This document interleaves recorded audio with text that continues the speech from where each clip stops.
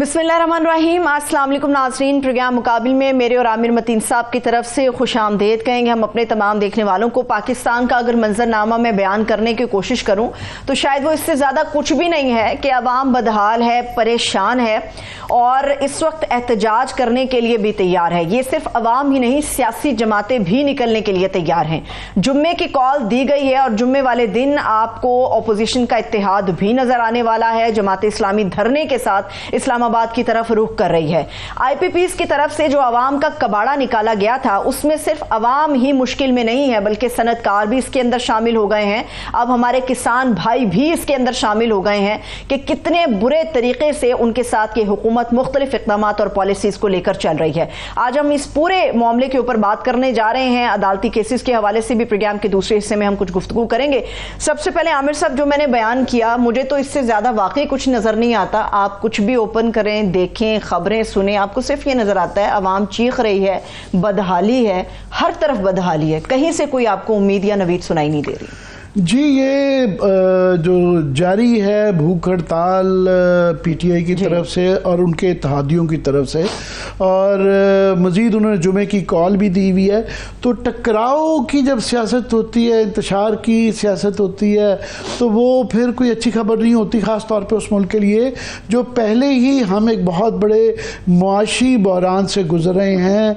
और उसके साथ जब सियासी अदम इस्तेहकाम होता है तो वो क्राइसिस बढ़ता है। मुझे नहीं समझ आती मुझे कि गवर्नमेंट को जो ये चीज़ें नज़र नहीं आ रही, ख़ास तौर पे कि पहले ही ये IPPs का जो इशू है, बिजली का जो इशू है, लोगों की चीखें निकल गई हुई हैं और बिलों से 12-12 घंटे, 16-16, 18-18 घंटे भी कई शहरों में लोड शेडिंग हो रही है और बिल डबल हो गए हैं। और IPPs की जो अब जो लेटेस्ट सूरत हाल है कि उसके अंदर तमाम पाकिस्तान के बिजनेसमैन, सनतकार भी शामिल हो गए हैं। पहले तो सिर्फ FPCCI थी, अब कोई एसोसिएशन नहीं बनी है, चाहे कराची की हो, चाहे तमाम मुल्क के चैम्बर्स ऑफ कॉमर्स जो हैं वो शामिल हो गए हैं, हो गई है, टेक्सटाइल की तमाम एसोसिएशन शामिल हो गई हैं। और उसके अंदर आज की जो खबर है लेटेस्ट कि किसान इत्तेहाद जो है उन्होंने भी बीच में शामिल हो गए हैं। तो पहले बिजनेसमैन थे, अवाम सड़कों पे इसके बिलों के खिलाफ थी, और अब उसके अंदर किसान जो है बिल्कुल शामिल हो गए हैं। Exactly. तो अगर आपकी इजाजत हो तो मैं अपने मेहमानों का भी तारुफ करा देती हूँ। इस वक्त आपने चूंकि किसानों की बात की है तो सदर पाकिस्तान किसान इत्तेहाद खालिद खोखर साहब भी हमारे साथ मौजूद हैं। बहुत शुक्रिया खालिद साहब, थैंक सो मच आपके वक्त के लिए। इनके हमरा माहिर मईशत हैं मुजम्मिल असलम साहब, बेहद शुक्रिया मुजम्मिल साहब, थैंक सो मच आपके वक्त के लिए। इनकी तरफ बढ़ते हैं। जी, मैं शुरू करता हूँ मुजम्मिल आपकी इजाज़त से खालिद खोखर साहब से कि किसान इत्तेहाद को लीड करते हुए इन्होंने आज बड़ी धुआंधार किस्म की प्रेस कॉन्फ्रेंस की है। तो क्या आपका मुद्दा क्या है खोखर साहब? सर, पहली बात तो ये है कि क्या पाकिस्तान इन 40 घरों के लिए बना था? IPPs के जो है कैपेसिटी चार्जेस, हमारी टोटल पाक अफवाज का खर्चा 2000 अरब और ये कैपेसिटी चार्जेस में हमसे 2200 अरब रुपए ले रहे हैं। यानी कि एक गरीब तरीन आदमी, एक फकीर जो है वो मांग के जो जिसने आके मीटर घर पे लगाया हुआ एक पंखा, उससे उसको भी ये लूट रहे हैं। यानी कि किसी को नहीं छोड़ा जा रहा जी। दूसरा हमारा इशू ये है कि पाकिस्तान में पहली दफा हमारा हमेशा टैरिफ होता था एग्रीकल्चर का इंडस्ट्री से हाफ से भी कम होता था। इस दफा इंडस्ट्री का 28 रुपए 56 पैसे जो बेसिक टैरिफ है इसके बगैर, टैक्सेस के बगैर, और हमारा 41 रुपए 2 पैसे है जी एग्रीकल्चर का। ये पाकिस्तान की हिस्ट्री में पहली दफा है जी। क्या हमारा कसूर यही है कि इस दफा 6.5 एग्रीकल्चर ग्रोथ आई है और किसी की इंडस्ट्री की, किसी और की कोई ग्रोथ नहीं है पाकिस्तान में सर, सिवाय एग्रीकल्चर के? क्या हमारा कसूर है कि हमने मेहनत की, स्ट्रगल की, कोशिश की, पाकिस्तान की फूड सिक्योरिटी को कंफर्म किया? हमारा दुनिया का इस वक्त सर सबसे बड़ा इशू फूड सिक्योरिटी है, बॉर्डर सिक्योरिटी नंबर 2 पे चली गई है। काश्तकार ने साल के 365 दिन मेहनत की है, स्ट्रगल की है, कोशिश की है, लेकिन उसको उसका रिजल्ट क्या मिला? ना गंदम का रेट मिला, ना कपास का रेट उसको मिला, ना मक्की का उसको रेट मिला। 1100 अरब रुपया तो उसे कम मिला इन 3 फसलों में। अब आप यकीन करें कि एक गंदम की फसल का इनको अंदाजा ही नहीं कि आगे असरात क्या मुरतब होंगे। 30% सर पंजाब में कपास का काश्त हुई है। अभी जो फिगर आई है कपास पे और गंदों पे हम आ रहे हैं, पहले IPPs के हवाले इसको कवर कर लें कि आपकी डिमांड्स अब क्या हैं, क्या आप मांग रहे हैं? सर मेरी यार सुना जी, ये कौन सा तरीका है कि IPPs को डॉलर्स में पेमेंट हो? क्या मैं अपनी गंदम का डॉलर में पेमेंट मांग सकता हूँ? मैं कह सकता हूँ कि मेरे फ्रूट जो है, मेरी सब्जी, उसको डॉलर में मुझे पेमेंट की जाए। अच्छा, इनको डॉलर्स में पेमेंट है। फिर प्लांट बंद पड़े हैं, 25 प्लांट ऐसे हैं जो आज तक चले ही नहीं है, उनकी पेमेंट की जा रही है। हमें तो इन चीजों का पता ही नहीं था, गवर्नमेंट ने सब चीजें छुपाई है। ये तो अब आके सारी चीजें ओपन हो रही हैं। 52 प्लांट ऐसे हैं, 53 प्लांट यानी कि 50%, जो 10% कम से भी कम कैपेसिटी पे चलते हैं। यानी कि अंदाजा कर लें कि उसके बावजूद वो 100% यानी 90% वो पैसे ज्यादा ले रहे हैं जी। यानी ये कौन सा तरीका, एक प्लांट बंद है, उस पर कोई प्लांट चल नहीं रहा, बिजली मिल नहीं रही और उनको कैपेसिटी पेमेंट के नाम से पेमेंट हो रही है। ये नए को तरीकेकार आ गए हैं जी। हमें तो समझ नहीं आ रही कि इसमें पता नहीं किसने पैसे लिए, किसने नहीं लिए, किसने अरबों कमाए, किसने खरबों कमाए।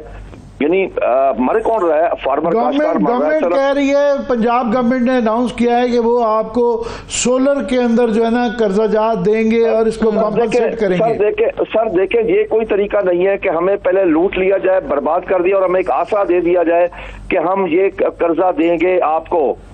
सर, कर्जे से ज्यादा अगर हमें उससे लूट लिया जाए, मुझे कर्जे का क्या फायदा होगा सर? देखिए ना, पहली चीज तो ये है कि हमें एक कॉस्ट ऑफ प्रोडक्शन में लेवल प्लेइंग फील्ड चाहिए दुनिया से। ये कौन सा तरीका है सर कि हम 60-70 रुपए पर यूनिट पे अदा करें? हमारे लिए क्या फिजिबल? सर मैं आपको अर्ज करूं, मेरा हुकूमत को चैलेंज है एक बात पे कि जो भी हुकूमती रहनुमा, जो भी लीडर, जो भी मिनिस्टर मेरे साथ बैठना चाहे, बैठ के बात कर ले, मैं तैयार हूं। मैं पाकिस्तानी हूं, मैं मुहब्बे वतन हूं। वो हमारी कॉस्ट ऑफ प्रोडक्शन निकाल लें। क्या इस कॉस्ट ऑफ प्रोडक्शन पे हम पाकिस्तान में ज़राअत कर सकते हैं? मेरा सिर्फ यही है। क्या ये यकीन नहीं आ रहा कि 40 से 50% अगले साल गंदम की काश में कमी आ रही है? सर ये मुल्क कैसे चलेगा? आज से 1.5 साल पहले हमने 24 खवातीन को आटे की लाइनों में शहीद करवाया। हमारे लिए सर बाइसे शर्म है, खुदा की कसम मैं खा के कहता हूँ सर, पूरी कौम के लिए बाइसे शर्म है, हुकूमत के लिए, रियासत के लिए, मेरे लिए, आपके लिए, सबके लिए बाइसे शर्म है कि हमने अपनी खवातीन को 5-5 किलोमीटर की लाइनों में लगाया आटे के लिए। अब आपकी डिमांड क्या है और जो है अगर उसको मनवाने के लिए लाएअमल क्या होगा आपका? सर मेरी डिमांड ये है, ठीक है ना जी, कि हमारी कॉस्ट ऑफ प्रोडक्शन को कम किया जाए। आज आप ये देखें कि यूरिया खाद का रेट 2 रेट 4600 और 4700 रुपए रेट है यूरिया का। अब उसका क्या असर हुआ है सर? मैं उसका असर भी बताता हूँ कि जून के महीने में यूरिया की 21% खपत में कमी आई है सर। ये पैदावार में कमी आएगी 21%। काश्तकार अगर इनपुट इस्तेमाल नहीं करेगा, इस तरह डीएपी में कमी आई है, फास्फोरस खादों में कमी आई है, नाइट्रोफास में कमी आई है, पोटाश में बहुत ज्यादा कमी है, लोग इस्तेमाल ही नहीं कर रहे पोटाश अब।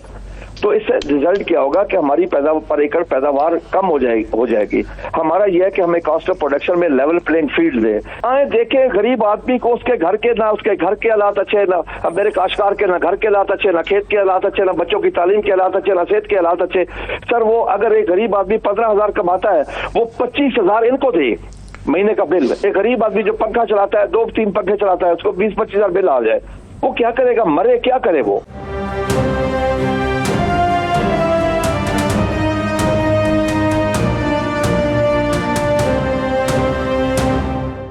मुजम्मिल, ये आईपीपी का इशू जो है वैसे तो 30 साल से चल रहा था।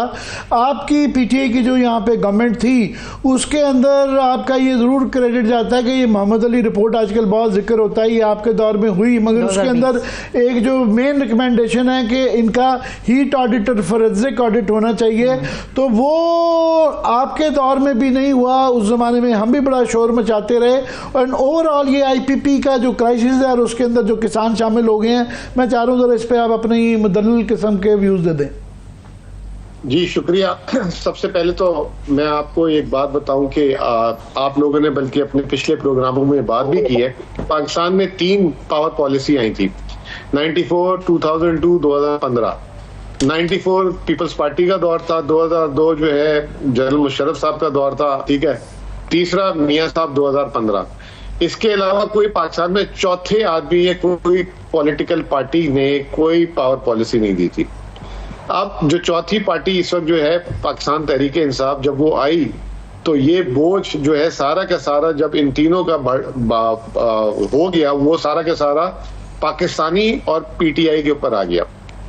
आपको मैं याद कराता जाऊं कि जो 1994 और 2002 की पॉलिसी थी, वो जितने पावर प्लांट थे उनके साथ पीटीआई की हुकूमत ने रिवाइज एग्रीमेंट किया और 2 काम किए। एक तो ये जो आपने फोरेंसिक ऑडिट की बात की, जब वो ऑडिट की बात हुई तो उस पे फिर वो टेबल पे आए और उन्होंने जो है एक तो डॉलर को रेट को फ्रीज कर दिया 148 रुपए में।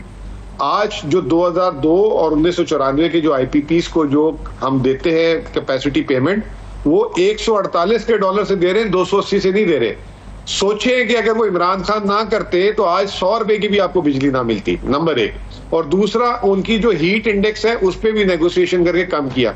उस वक्त जब ये मुआहिदा हुआ था 148 का डॉलर पे फ्रीज किया था और पाकिस्तान में डॉलर का रेट था 160, तो उस वक्त कहा जा रहा था कि 850 अरब रुपए आवाम के बचे हैं। अब ये नए डॉलर के साथ तो ये कोई 3 से 4 हजार अरब, तो ये इमरान खान का एक सबसे बड़ा काम था। दूसरा काम आपको याद होगा, वो जो एक रेंटल पावर जो करके जो आ गया था टर्की से, जो पीपल्स पार्टी के दौर में हुआ था, उसका जो है 1 अरब डॉलर का आलमी इदारों ने फैसला कर दिया था कि हमें जुर्माना देना होगा, हमने कॉन्ट्रैक्ट ब्रीच किया। वो खान साहब ने टर्की हुकूमत से और तैयब अर्दोगान से जो है रिक्वेस्ट करके उसको 0 पे सेटलमेंट कराया। तीसरी रिकोडिक है, वो खैर वो पावर से नहीं है तो इसलिए मैं उसका जिक्र नहीं करूंगा, लेकिन वो भी 12 अरब डॉलर का था जो 900 मिलियन में। अब आगे चौथा जो सबसे बड़ा हाथी जो इस वक्त गले की हड्डी बना हुआ है, इस वक्त जो पूरे पाकिस्तान के लिए वबाले जान बना हुआ है, जो आज की तकलीफ का सबसे बड़ा जिसे कहते हैं हिस्सा 75%, क्योंकि 2002 और 94 को तो खान साहब ने तकरीबन डील कर लिया था काफी हद तक। वो जो है उस पे भी सीपैक के जो प्रोजेक्ट थे और दूसरे जो पाकिस्तानियों ने लगाए थे उस पे बातचीत खान साहब ने शुरू कर दी थी। और मुझे आपको भी याद होगा कि जब नो कॉन्फिडेंस मूवमेंट आई थी उससे 1 महीना पहले खान साहब जो है विंटर ओलंपिक्स में चाइना गए थे, जो उनको बड़ा प्रेसिडेंशियल उनको वो दिया था, वो जोराना भी दिया था और प्रेसिडेंट शी से मिले थे। वहां पे पीटीआई की हुकूमत ने ये बात रख दी थी कि ये हमारे लिए प्रॉब्लम है, इसको आप रिव्यू करें, लेकिन वो किस्मत ने साथ नहीं दिया। 1 महीने बाद हुकूमत खत्म होगी। दूसरा, इनका इंटरेस्ट नहीं है। जैसे अभी हमारे जो है खालिद साहब भी बात कर रहे थे किसानों की, एक इनका इंटरेस्ट नहीं है जो इन्होंने कमेटी बना ली जो दरामदी गंदम की है, उस पर अभी तक कोई बात, आप लोग भी खामोश हो गए हैं। मुझे नहीं समझ आया कि आप लोग क्यों, आप भी भूल गए वो सारी बातें जो 1 अरब डॉलर की इंपोर्ट हुई गंदम की, वो कमेटी। ये तो बहुत बड़ा पाकिस्तान की तारीख का सबसे बड़ा फ्रॉड हुआ है, ना सिर्फ खजाने पे, दूसरा आवाम के साथ। तो ये तो बहुत आगे जानी है सर बात। ये तो क्योंकि अब एफपीसीसीआई जो है वो फेडरेशन वाले सुप्रीम कोर्ट में जा रहे हैं, अगर वहां से ये ऑडिट हो गया तो बड़ी चीजें खुलेंगी, ये मामला चलता रहेगा। मगर जो आप अभी फरमा रहे थे कि मामला जो ये गंदम वाला था उसका नतीजा निकलने शुरू हो गया है, जो हम सब शोभ में मचा रहे थे कि इसके असरात आने वाली गंदम की फसल और कपास पे होंगे। और कपास के अब जो है लेटेस्ट फिगर आ गई है कि जो एस्टिमेट्स आ रहे हैं कि वो कह रहे हैं कि 7.7 मिलियन बेल्स होंगी, और जो कि टारगेट 10.2 मिलियन बेल्स का था, ये 25 लाख बेल्स जो है ना ये टारगेट से कम आ रही हैं, और 5 लाख बेल्स जो है पिछले साल के मुकाबले में भी कम आ रही हैं। और वो ये कहा जाता है कि जी 1 मिलियन बेल का जो ओवरऑल जो आपको इंपोर्ट का और टेक्सटाइल का जो नुकसान होता है वो $2 बिलियन का है। खालिद साहब, मैं चाहूंगा कि इस पे अब आप गंदम और इसके कपास के हवाले से जरा आप अपना तजिया फरमाइएगा। ये कपास के बारे में पहली बात तो ये कहूँ, जो इंक्वायरी कमेटी बनी थी उन्होंने इंक्वायरी रिपोर्ट जो दी, बाद में हमें पता चला जो TOR बने वो हमारे साथ हमें धोखा दिया गया, हमारी आंखों में धूल झोंकी गई। वो TOR ये थे कि उन्होंने सिर्फ इंक्वायरी करनी है फरवरी के बाद, जो मार्च में गंदम आई, जो पीछे नवंबर, दिसंबर, जनवरी, फरवरी में गंदम, उसकी कोई इंक्वायरी नहीं थी। वो TOR मैंने खुद पढ़े हैं, मेरे पास है, मैं कॉपी आपको भेज सकता हूँ सर। पहली चीज तो ये है। अगली बात है कि कपास, एक तो कपास की काश्त में कमी आई है, दूसरा काश्तकार के पास पैसे नहीं उसके ऊपर इन्वेस्ट करने के। अब आपके सामने आप तो कह रहे हैं कि 77 लाख, मेरे नहीं ख्याल के 77 लाख बेल हो, क्योंकि इस वक्त जो फिगर आई है, पिछले साल 8 लाख बेल आई थी इन दिनों में, इस दफा 4 लाख बेल आई है। 50% की कमी आ गई है जी इसी पहली चुनाई में। अभी जो फिगर जिनर्स की तरफ से आई है, ये बहुत बड़ा लॉस है जी। अगर इनको 2 से 3 मिलियन बेल बाहर से ज्यादा इंपोर्ट करनी पड़े तो इस मुराद है कि 1 मिलियन बेल से मुराद होता है सर पाकिस्तानी कमी से $1 बिलियन। ये एक बिल्कुल एक फार्मूला है जी सर। 92 में मैंने काश्तकारी शुरू की थी, हमारी कपास की पैदावार थी 1 करोड़ 28 लाख बेल, इंडिया था 1 करोड़ 10। अब इंडिया चला गया 4 करोड़ पे, और हमारी पिछले साल थी 8.2 मिलियन बेल, उससे पिछले साल 4.6 मिलियन बेल थी। ये हमारी जो है ना एक जमाने में 22 मिलियन तक गई हुई है, फिर ये 15 नहीं सर, हमारी मैक्सिमम 14 मिलियन तक गई है, 14 मिलियन तक गई है, इससे ऊपर ये 2014 में गई थी सर, 2014 में। लेकिन हमारी सबसे बड़ी जो पैदावार है वो 2014 की नहीं है, वो है 92 की, क्योंकि 14 में हमने आके कॉटन बेल का वजन कम कर लिया था। जो हमारा 170 से 180 केजी वेट था 1992 में, इंटरनेशनल स्टैंडर्ड है। उसके बाद हमने सिर्फ बेल बढ़ाने के लिए हमने वो 150 केजी की बेल कर ली है। इसलिए मेरे समझने में सबसे ज्यादा बेल जो वो आपकी 92 में है, 92 में ये पोजीशन थी पंजाब की कि सिर्फ जिला विहाड़ी की 16 लाख बेल थी और पूरे सिंध की 12 लाख बेल थी जी। अगर आज हमारी सिर्फ 2 करोड़ बेल होती, खुदा की कसम मैं खा के कहता हूं कि आज हमारे जो हुक्मरान हैं, अगर हम ज़राअत पे तवज्जो देते सर, इस वक्त अब आप सब ये देखें ना कि हमारी ग्रोथ में सिर्फ ज़राअत में 6.5, बाकी तो उनके पास कुछ है ही नहीं, ना इंडस्ट्री की ग्रोथ है ना किसी और चीज की ग्रोथ है। तो उसी को दबाया जा रहा है इस वक्त कि हमारी कॉस्ट ऑफ प्रोडक्शन को इतना बढ़ा दिया कि हमेशा सर कमर्शियल का रेट हमसे ज्यादा कम हो गया जी। कमर्शियल जो बिजली इस्तेमाल करते हैं उसका रेट एग्रीकल्चर टैरिफ से कम है सर। कमर्शियल का रेट 36 रुपए, हमारा रेट 41 रुपए और इंडस्ट्री का रेट 28 रुपए। हमेशा इंडस्ट्री और कमर्शियल हमसे आधे से भी। साहब मुजम्मिल हमें कह रहे थे कि मीडिया ने इसको टेकअप करना, इशू को छोड़ दिया है, मगर किसान भी तो आप लोग पहले सड़कों पे थे, एहतजाज कर रहे थे, इस पे प्रोटेस्ट कर रहे थे, तो आपने भी चुप करके ये कड़वी गोली जो है ना निकल ली है। सर मुझे एक चीज बताएं, पहली चीज तो ये है कि मैं किसी महज़ब मुआशरे में रहता हूँ कि मैं यहाँ के प्रोटेस्ट करूँ, मैं आपकी फूड सिक्योरिटी का जामिन बनूं, 3 साल के 365 दिन काम करूं और उसके बाद जेल में खड़ा हूं, मेरे काश्तकारों के घरों में रेड हो रहे हों, उनको उठा के उन पर डंडे बरसाए जा रहे हों, तो मुझे क्या जरूरत है मैं यहाँ के प्रोटेस्ट करूं। सर इस वक्त हजारों ट्यूबवेल कट चुके हैं, माजरत के साथ मैं आपको कहूंगा जी, हजारों ट्यूबवेल काश्तकारों ने अपने कटवा दिए, बिल अदा नहीं कर सके। सर इस वक्त हम ऑलरेडी 10 से 12 बिलियन डॉलर एग्रीकल्चर की प्रोड्यूस बाहर से इम्पोर्ट कर रहे हैं। सर क्या ये कोई तरीका है कि हमने सिर्फ 150 रुपए यूरिया में एक्स्ट्रा अदा किया। सर मैं आपको अर्ज कर दूं कि पिछले महीने जून में 21% यूरिया के इस्तेमाल कम हुआ है पाकिस्तान में, 21% खरीदारी कम की हुई है। उसका इम्पैक्ट किसके ऊपर आएगा? फास्फोरस की कम हुई है, पोटाश की कम हुई है, किस पे आएगा? फसलों पे आएगा ना, अगले साल वो पैदावार कम हो जाएगी। क्या वजह? काश्तकार की कुव्वत खरीद नहीं है। मैंने बार बार हुकूमत से रिक्वेस्ट की कि खुदा के लिए 3500 रुपए से ऊपर यूरिया का रेट ना जाए, खुदा के लिए मैंने कहा प्लीज ये ना करें कि आप तबाही की तरफ चले जाएं, हर चीज आपको बाहर से इंपोर्ट करनी पड़े। पहले भी 10 से 12 बिलियन डॉलर की एग्रीकल्चर प्रोड्यूस की इंपोर्ट कर रहे हैं। गुफ्तगू का सिलसिला यहीं से आगे बढ़ेगा मगर एक ब्रेक के बाद।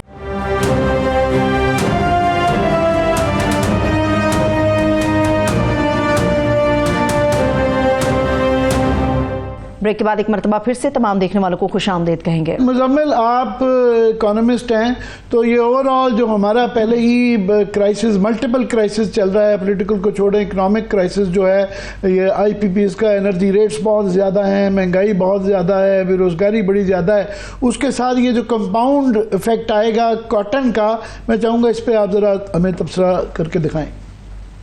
देखिए जी, बात यह कि पाकिस्तान की बरामदात जो है उसका 65% जो है वो टेक्सटाइल है, ठीक है। और अगर पिछले साल हमने 9 मिलियन बेल किए थे और इस साल अब जैसे आप दोनों हजरात की बात सुन रहा हूँ तो ऐसी बातें आ रही है कि 7 मिलियन बेल होगी, तो इसका मतलब ये है कि कारखाने चलाने के लिए हमें 2 अरब डॉलर 3 अरब डॉलर की जो है सिर्फ जो है ना कपास जो है फुट्टी जो है इम्पोर्ट करनी पड़ेगी, नंबर 1। तो उससे दरामदी बिल हमारा बढ़ेगा।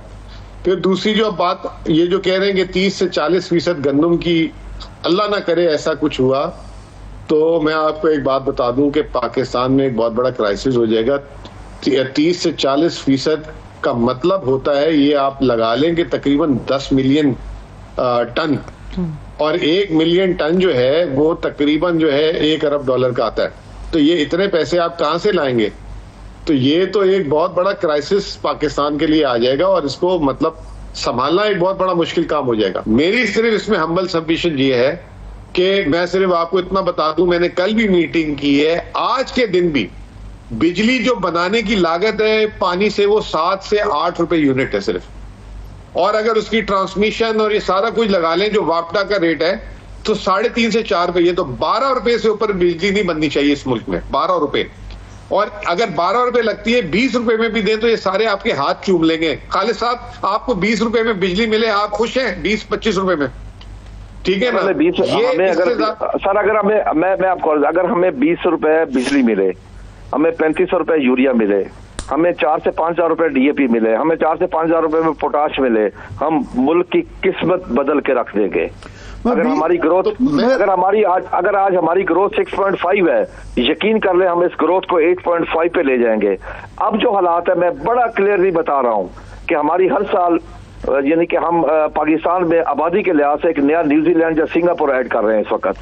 अगर यही हालात रहे तो अगले साल हमारी जो ग्रोथ 1% से ऊपर बिल्कुल नहीं होगी। ये मैं आपको बड़ा क्लियरली बता रहा हूँ। जो मैं हालात देख रहा हूँ काश्तकारों के, काश्तकार बड़ा मजबूर बैठा है। मैं उसके जज्बात का लफ्जों में इहाता करके नहीं बता सकता। काश्तकार इस वक्त कितनी तकलीफ में है। देखे ना, जो अपना कनेक्शन खुद कटवा रहा है, उसके हालात आप खुद देख लें।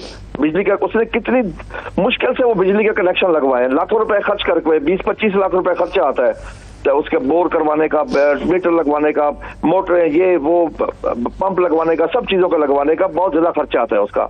वो आज कटवा रहा है तो क्या वजह है? उसके पास पैसे नहीं है, उसे फसलों के सही पैसे नहीं मिले उसे। अच्छा, फिर एक चीज और है, एक तरफ हुकूमत ने डीरेगुलाइज कर दिया उसकी कीमत, गंदम की कीमत 3900 रुपए हमें ना मिला, 2300-2400-2500 मिला। अब आके दोबारा नोटिफिकेशन, DC साहब नोटिफिकेशन कर रहे हैं कि 2850 से ऊपर किसी मंडी में ना बिके, वरना हम पर्चा देंगे काश्तकार के खिलाफ। यानी अंदाजा कर ले कि ये टोटली इनलीगल है, गैर कानूनी है। बहरहाल मैं इसमें सिर्फ मुझे इजाजत दे दें, मैं इस बात की मैं सिर्फ, कोई सूबा जो है पानी देता है, कोई सूबा गैस देता है। पंजाब ना अपनी बिजली पैदा करता है, ना गैस है उसके पास, पानी भी ऊपर से आता है। तो ये इस तरह की चीजें करेंगे तो ये मुल्क के लिए बहुत खतरनाक खेल खेला जा रहा है। एक तरफ किसानों के साथ खेला जा रहा है, ये हम कहाँ लेके जा रहे हैं चीजों। वैसे मैं आपके रिक्वेस्ट करूंगा, जी प्लीज, आपके प्लेटफॉर्म से रिक्वेस्ट करूंगा, ये अनकॉन्स्टिट्यूशनल है। प्रेसिडेंट ऑफ पाकिस्तान इसकी इजाजत अगर दे तो कोई किसी की खुराक रोक सकता है, कोई हुकूमत बैठ के नहीं रोक सकती। तो ये जो है, मैं रिक्वेस्ट करूंगा कि ये इसको जरा सा, क्योंकि वो हम चाहिए कि पंजाब गवर्नमेंट की तरफ से इसका कोई रिस्पांस लेके तो उसको नशर करेंगे बिल्कुल। मुझे वैसे ये सोलर का भी जो है, इस पे थोड़ी सी इनोवेशन की कमी नजर आती है मुझे। मुजम्मिल, आपकी वो ट्वीट नहीं भूलती कि किसान को 2000-3000 रुपया सपोर्ट प्राइस का दे नहीं सकते, 2 लाख रुपए का कर्जा दे रहे हैं। इंडिया में उन्होंने जो सोलर पैनल लगाए हैं वो ख़ास तौर पे पंजाब के अंदर, वो नहरों के ऊपर वो सोलर पैनल लगा देते हैं, जिससे एक तो उसकी वेपोरेशन रुक जाती है, पानी ज़रा भी बचा रहता है, और उससे जो मलका गांव हैं वो वहाँ से बिजली भी बना रहे हैं, रोशनी भी बना रहे हैं। और उसके अंदर से ये है, हमारे यहाँ इनोवेशन नहीं है। मगर मैं जो ये 20 रुपये बिजली वाली बात हुई, ये तो खैर चांद मांगने वाली बात ही है जो इस वक्त हालात हैं उसके अंदर, क्योंकि मुश्किल। मेरी बात सुने मतीन साहब, इसमें मैं आपको एक बात बता दूं, ये झूठ बोलते हैं। 18 रुपए कैपेसिटी पेमेंट है, 18 रुपए औसतन कैपेसिटी पेमेंट है पूरे मुल्क की, पानी से, न्यूक्लियर से उसकी। इसमें कोयले को 60 रुपए पर यूनिट दे रहे हैं, इस इंपोर्टेड कोयले पे 36 रुपए दे रहे हैं। सोलर पे आज सोलर का रेट देखिए, 36 रुपए कैपेसिटी पेमेंट दे रहे हैं, 37 रुपए हवा से बिजली का दे रहे हैं। ये झूठ बोलते हैं। अगर आज मैं आपको सिर्फ 4 बताता हूं, पानी, न्यूक्लियर, लोकल गैस, लोकल कोल, अगर आप इसकी बिजली और इसकी कैपेसिटी पेमेंट ले लेना तो आपका टैरिफ जो है औसतन 15 रुपए यूनिट से ऊपर नहीं है। ये 36 रुपए जो गया है ना, ये इनका जो टैक्स से पहले वाला, ये सारे ये 60 रुपए ये इंपोर्टेड कोयले, ये जो इन्होंने बाकियों को दिए हुए तोहफे, ये उसकी वजह से है। आज भी पाकिस्तान में कोई, मैं लगा रहा हूं KP में हुकूमत में, मेरे 6 नए प्रोजेक्ट आ रहे हैं 1 साल में अगले, उसकी औसत कीमत 8 रुपए यूनिट आ रही है। और आज की महंगाई के दौर में ये सारे की सारी बातें छुपाई जा रही हैं, ये बड़ा जुल्म हुआ है। और उसमें फिर कह रहे हैं कि जी आलमी मुआहदे होते हैं, यूं होता है, पाकिस्तान को यूं हो जाएगा। आलमी मुआहदों का भी सुन लें, क्योंकि जिस तरह आप बता रहे हैं कि सबसे महंगी जो बिजली है वो लोकल कोयला भी बहुत महंगा, 104 रुपए का मेगावाट जो है ना, 104 मिलियन तकरीबन वो, और तकरीबन 100 मिलियन यानी 10 करोड़ रुपए का 1 मेगावाट जो है वो इम्पोर्टेड कोल से बन रहा है।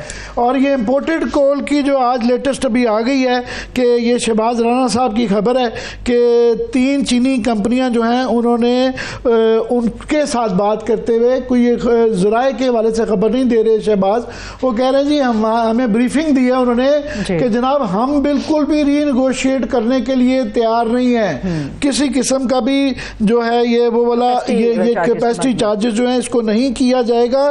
तो वो अभी तरला मिनटें कर रही हैं, मगर वहां से तो इनकार हो चुका मुजम्मिल। अच्छा, एक और बात बताऊं आपको, फिर आप देखें मिसलीड कैसे करते हैं। वो केपी हुकूमत ने ऐलान किया कि 1 लाख लोगों को सोलर देंगे, तो वहां से जी पंजाब से ऐलान हो गया कि 700 अरब रुपए की हम सोलर प्लांट दे रहे हैं, लगाएंगे। अब वो 700 अरब को $280 से तकसीम करो तो $2.5 अरब होते हैं। वो आपने मेरी एक ट्वीट तो देख ली, ये ट्वीट नहीं देखी, तो मैंने कहा सोच के भी नहीं बोलते। ये जो है 700 अरब $2.5 अरब बनते हैं। पहले तो पंजाब की पसली है इतनी बड़ी, दूसरी हुकूमत की है, पाकिस्तान के खजाने में इतने पैसे हैं, ये एक नया IPP बनाएंगे। तो अगले दिन आगे के पहले फेज में सिर्फ अभी 1 लाख देंगे। पहले ऐलान कर दिया 700 अरब में 50 लाख घरानों को सोलर देंगे। अब वो 50 लाख से 1 लाख आगे लोगों को बेवकूफ बनाते हैं। इसी तरीके से ये जो हमारे खालिद साहब बैठे हुए हैं, खालिद साहब आपको याद है साल पहले शहबाज शरीफ साहब ने कहा था 1800 अरब का मैंने ज़राअत पैकेज दिया, उसमें सिर्फ इस साल 5 अरब रखे हैं बजट में। 1800 अरब का ऐलान और 5 अरब रखे हैं। इसी तरह आपको पंजाब हुकूमत भी कह रही है कि किसान कार्ड 400 अरब का दे रहे हैं। तो आप इन चीजों पे यकीन रखते हैं? जी खालिद साहब, देखिए मैं आपको अर्ज करूं, हमें तो सिर्फ उसी बात पे यकीन है जो हमारे साथ जो बर्ताव होगा जी। हमारे साथ देखें ना, अब से 1100 अरब रुपया 3 फसलों में ले लिया गया है, ठीक है जी। और जो 300-400 अरब की बात हो रही है वो बात कर्जे की हो रही है, हमारी को उसमें सपोर्ट नहीं हो रही कि हमें कोई सपोर्ट दी जाए। देखिए ना, हम तो एक चीज चाहते हैं, हमें बिल्कुल कर्जा ना दे, बिल्कुल ना दे, हमें हमारी फसल का सही रेट मिले, हमारी कॉस्ट ऑफ प्रोडक्शन में हमें रीजन के साथ लेवल प्लेइंग फील्ड दे। अब इंडियन काश्तकार को यूरिया मिल रही है पाकिस्तानी रुपीज में 800 से 900 रुपए की, हमें मिल रही है 5000 रुपए की। वहां पे DAP मिल रही है पाकिस्तानी रुपीज में 3600 रुपए की, हमें मिल रही है 12-13 हजार रुपए की। वहां पे पोटाश मिल रही है उनको भी 3500-3600 रुपए की, हमारी को 11-12 हजार की पोटाश भी है। बिजली वहां पे इंडियन पंजाब में डेली 8 घंटे बिजली फ्री है और हमारा इस वक्त 60-70 रुपए यूनिट तमाम टैक्सेस मिला के यूनिट का रेट बन रहा है जी।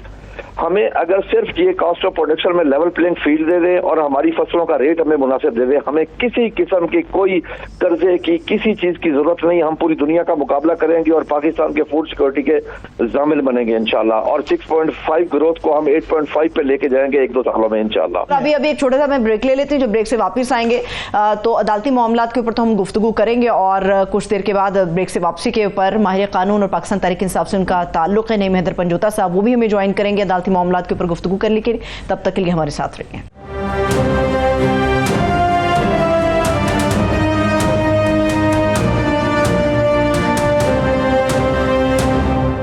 ब्रेक के बाद एक बार फिर से तमाम देखने वालों को हम खुशामदीद कहेंगे। अब हम कुछ अदालती मामलात के ऊपर अदालती केसेस के हवाले से और खासतौर पे पाकिस्तान तहरीक इंसाफ के केसेस और उनके मामलात के हवाले से बड़ी मुफस्सल गुफ्तगू करने जा रहे हैं।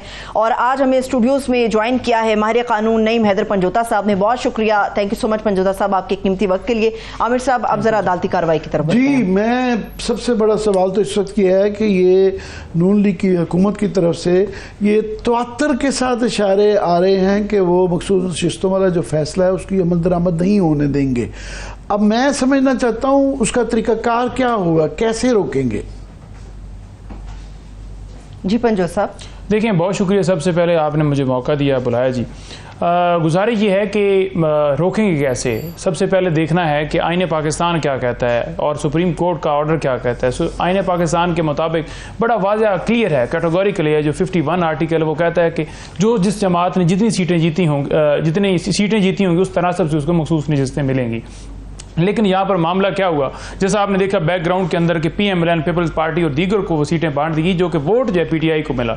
और गलती किसकी थी? इलेक्शन कमीशन की थी कि उसने आइन की इंटरप्रिटेशन जो है वो जो सुप्रीम कोर्ट का फैसला था उसकी गलत तशरीह करते हुए बल्ले वाले फैसले को उसने कहा कि ये सीटें जो हैं इनका हक नहीं बनता, सॉरी वो ये PTI के नहीं है, ये आज़ाद उम्मीदवार है। तो उन्होंने आज़ाद उम्मीदवार किया। नहीं, वो बैकग्राउंड मैं भी समझना चाहता हूँ कि जो अमल दरामद रोकेंगे ये इलेक्शन कमीशन के जरिए ये होगा या ये पार्लियामान के अंदर, कौमी असम्बली के अंदर जहाँ पे इनकी ओथ लेना है, हल्फ रोक के करेंगे? कैसे करेंगे? नहीं, रोकने का जो इन्होंने सदेबाब किया हो, ये इस सूरत हाल के अंदर, जैसे पहले सुप्रीम कोर्ट ने हुक्म दिया था फैसला देने का, फैसला दिया कि आप 90 दिन के अंदर इलेक्शन करवाना बनता है, इलेक्शन करवाएं, उस वक्त भी नहीं अमल किया गया था। अब भी इनकी यही प्लानिंग है। अगर फैसल वाडा की आप देखें तो कल की बात भी वो ये कह रहे हैं जी कि किसी सूरत अमल नहीं होगा।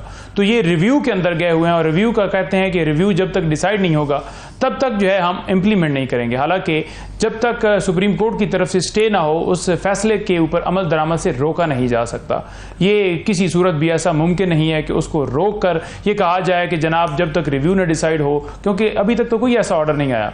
जो भी ये करेगा बिल्कुल उसके ऊपर आर्टिकल 6 लगेगा और ये आइन की खिलाफ वर्जी है और सुप्रीम कोर्ट के फैसले की खिलाफ वर्जी, क्योंकि अदालतें देखें एक सिस्टम है, उस सिस्टम के तहत जो है वो कोई भी इदारा है उसकी अपनी जुरिस्डिक्शन है। तो जब अदालत कोई भी फैसला देती है तो उसके ऊपर मनोमन तस्लीम किया जाता है। 5-8 से जो फैसला है, 8 ने अक्सरियती फैसला दिया। दो आर्गुमेंट दिए जा रहे हैं। एक कि अगर इसको रोका जाएगा नेशनल असेंबली के अंदर, तो एक वो कह रहे हैं कि जी हम इसको, क्योंकि नजर सानी की जब तक अपील खारिज नहीं होती है तो हम इसको जब तक डिले करेंगे उसका फैसला आने दें। दूसरा कहा जा रहा है जी क्योंकि ये हल्फ ले चुके हुए हैं जो पीटीआई के हजरात, तो ये सुन्नी तहरीक का हल्फ ले चुके हुए हैं, तो अब दोबारा ये हल्फ नहीं लिया जा सकता। नहीं, देखें ऐसी कोई बात नहीं। दोनों आर्गुमेंट पे सुप्रीम कोर्ट ने अगर देखा जाए 187 के अंदर पूरा कंप्लीट जस्टिस का वहां पर जिक्र है, तो कंप्लीट जस्टिस देते हुए उन्होंने बड़ा क्लियर जो है इसके ऊपर फैसला दिया है। तो उसके मुताबिक जो सीटें हैं वो हमारा हक थी और उन्होंने कहा कि बिल्कुल इनका हक है और दोबारा बिल्कुल जो है वो ज्वाइनिंग भी और सारा उसके अंदर बिल्कुल क्लियर है। और उसके ऊपर अगर वो कहें कि बिल्कुल उसके ऊपर इंप्लीमेंट नहीं किया जा सकता, तो दोबारा हलफ नहीं लिया जा सकता, तो वो बिल्कुल गैर आइनी काम होगा। ऐसा किसी जगह पर ना एक्ट के अंदर मौजूद है, ना आइन के अंदर मौजूद है, कहीं पर ऐसा मौजूद नहीं है। नजर सानी वाला के जी वो जब तक वो फैसला नहीं आता, तो जब तक नहीं, नजर देखें, कोई भी अगर फैसला आता है ना तो उसके खिलाफ कोई भी अपील जाती है, रिवीजन जाती है, रिव्यू जाता है, कोई भी होता है, तो उसके अंदर आपने देखना है कि क्या उस दरखास्त के अंदर आपको स्टे मिला है, क्या हुक्म इम्तना जारी हुआ है, क्या आप उस फैसले के ऊपर अमल ना करने के हवाले से कोई ऑर्डर का उसके ऊपर कोई ऐसा हुक्म आया है। तो कोई ऐसा ये तो वही मंतकी है जो हमेशा फैसला जब आता है तो अमल दरामद होती है कि इंटरनल स्टे आए। ये तो हमें अब जो वो कहते हैं अमल दरामद नहीं करते, फर्ज करें छोड़ दें मंतक को, छोड़ दें सब कोई उसके जी कानूनी रेशनैलिटी क्या लेके आते हैं, पर स्पीकर अगर कर देता है तो स्पीकर वर्सेस सुप्रीम कोर्ट वो एक बड़ा दो इदारों की जंग सी बन जाती है और फिर वो मुश्किल हो जाता है। क्या उनको स्पीकर को बुलाया जा सकता है या बुलाएंगे?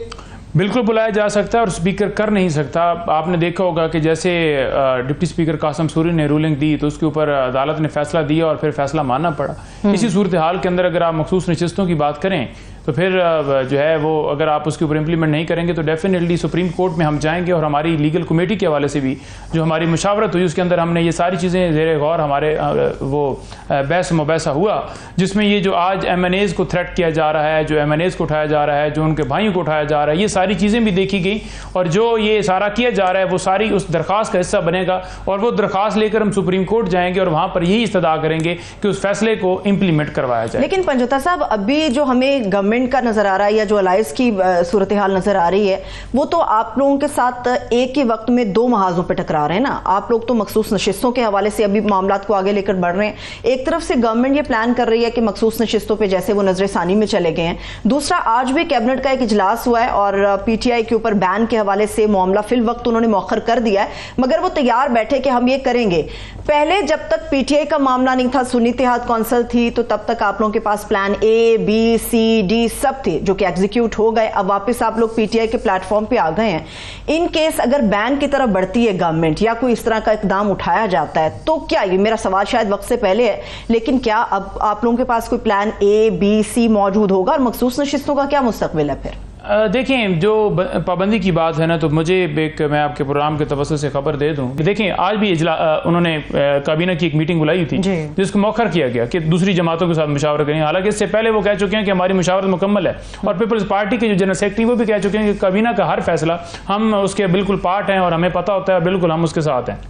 तो लिहाजा वो कोई पाबंदी की तरफ नहीं जा रहे, क्योंकि उन्हें पता है कि 9 मई वाला जो बयानिया बनाकर बैठे हुए ये भी उनका खत्म हो जाएगा। सेकंड बात यह है कि मखसूस नशिस्तों के ऊपर मैंने पूरी आपको पहले ओपिनियन दे दी, वो हमारा हक थी और हमें वो मिला। और जो एडहॉक जजेस हैं, एडहॉक जजेस जो हैं उनके हवाले से एक आज भी ये एक सेनेट की कामा कमेटी जो है उसका एक आज इजलास था, जिसमें ये कहा गया कि 24 सीटें भी यानी कि 24 जजेस भी हो सकते हैं सुप्रीम कोर्ट के अंदर। ये कौन कह रहा था?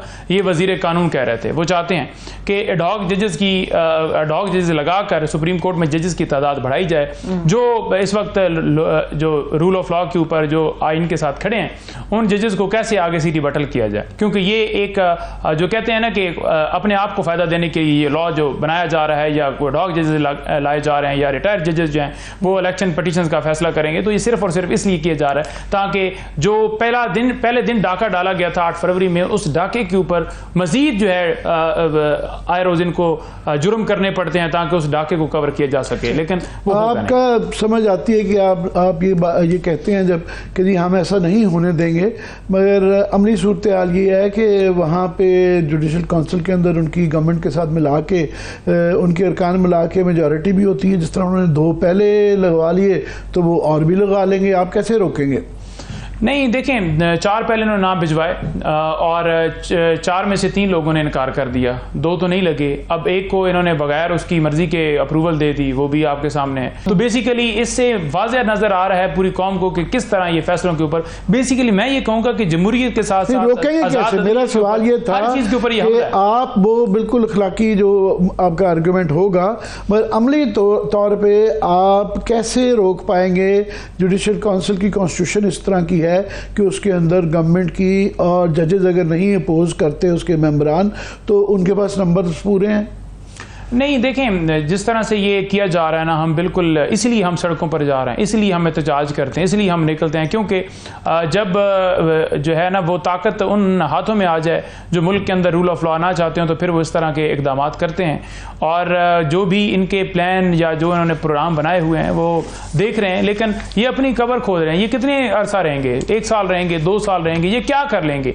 इससे पहले जब से पाकिस्तान बना यही सूरत हाल रही कि जजेस को डराया जाता रहा, धमकाया जाता रहा, और आज जजेस इसलिए खड़े हो गए क्योंकि जो है वो देख रहे हैं कि अब इस सूरत हाल के अंदर जो है वो हमें खड़ा होना पड़ेगा अगर वो चाहते हैं कि मुल्क जो है वो आगे लेकर बढ़ें। तो इसलिए वो खड़े हुए हैं, तो हम उनको अप्रिशिएट करते हैं। और ये मैं नहीं समझता कि ये कोई देर पा या ये हुकूमत जो है या ये जो सेटअप चल रहा है ये देर पा जाएगा। इंशाअल्लाह ताला अवाम का राज होगा और अवामी रियासत है और अवाम जो का फैसला जो है वही कबूल होगा, क्योंकि एक तरफ अवाम खड़ी और एक तरफ ये फार्म 47 वाले खड़े हैं और इंशाअल्लाह वही आप देखेंगे। पंजोता साहब, मुझे आप ये बताइए, एहतजाज की आप बात कर रहे हैं, वैसे हमारे सामने 26 जुलाई की तारीख भी है जब जमात इस्लामी भी इस्लामाबाद की तरफ आ रही है और गालिबन धरने का उनका मुकम्मल प्लान है। आप ये बताएं कि जुम्मे को 24 घंटे से जायद, मेरे ख्याल में 26 घंटे बाकी रह गए होंगे, आप लोग जुम्मे को जो एहतजाज करने जा रहे हैं उसका क्या है?